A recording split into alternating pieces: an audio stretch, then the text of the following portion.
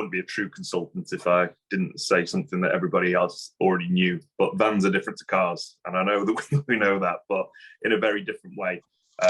It's, I think, one of the biggest challenges that we tend to see. We've got either fleet or facilities managers that are coming to us and saying, "I'm under pressure to switch to electric because I've got an MD that's driving around his electric car, loves it, and is now saying, why can't our van drivers transition as well?" One of the challenges is that obviously vans have operational requirements, and as a result, it does make it you need to consider that transition in a completely different way to cars. Me, I drive an EV. I love it. It's fantastic.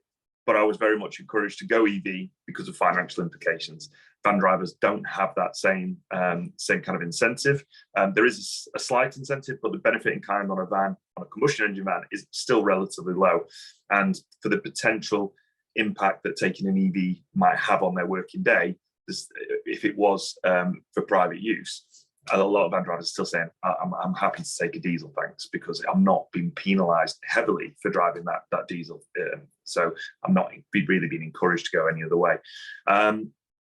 So, and obviously, one thing that we do have is that there's a lot of platform sharing on vans. So it does mean that whilst there are a number of models out there at the moment, which is great, it's a lot of them are the similar kind of van. So you're really dealing with the same kind of operational capabilities for between, say, 5 different vans in the medium sector or small or whatever that might be. So yeah, they are different. There's a lot of investment in cars. There's a lot of new models coming through, and that's fantastic. There's a lot of development going on there.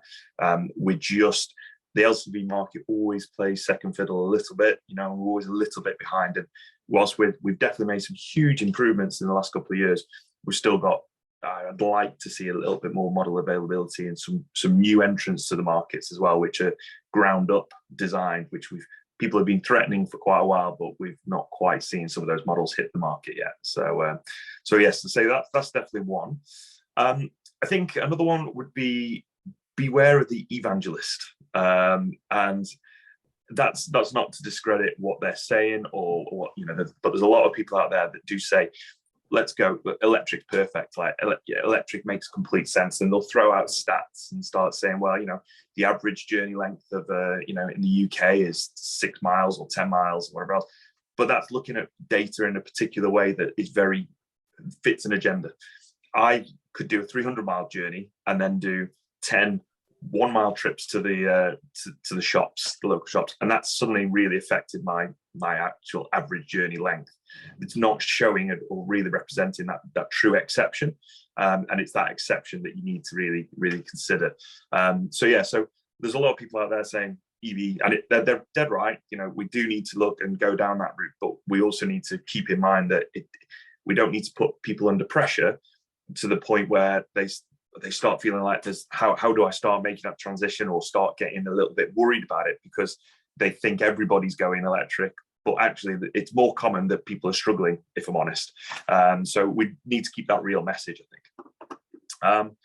And on a similar vein, I suppose, don't believe the hype as much. There's a lot of marketing companies out there, or marketing departments for some of these larger fleets, that are very keen to jump on the message that they've started to transition to electric. So if they pump out and say, we've just bought 1,000 vehicles, but they've got a 10, 20,000 vehicle fleet, it's still a smaller percentage. It's not that suddenly they've transitioned their whole fleet. That's definitely, people transitioning the whole fleet is the exception.